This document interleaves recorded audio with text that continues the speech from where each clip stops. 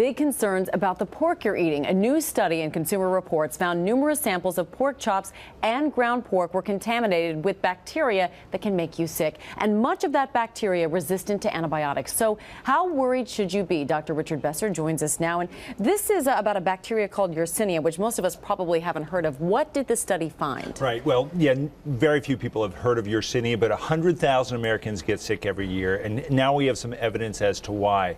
Consumer Reports tested 198 pork samples from 6 states, and they found that nearly 70% of those were contaminated or had Yersinia on them. Ground pork was at a greater risk than the pork chops.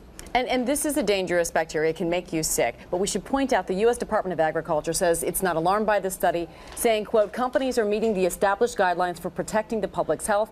The National Pork Producers Council calls this study junk science that's designed to scare consumers into purchasing only organic pork. So what is this a good study? What should consumers take away from it? Well, you know, Consumer Reports doesn't give us enough information to fully evaluate their study, but there are concerns here. They raise concerns about antibiotics being used in animals to promote growth.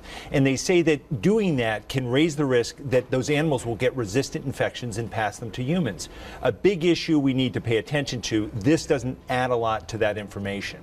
No question, Yersinia does cause food poisoning, but this is about cooking and handling your pork properly at the end of the day. Yeah, you know, it's easy to prevent. Cook your pork well. You know, use a meat thermometer. Whole pork should be cooked to 145 degrees, ground pork to 160. Use separate cutting boards for raw meat and other foods, and always wash your hands whenever you're handling raw meat. Very, very important indeed. Dr. Richard Besser, as always, thank you.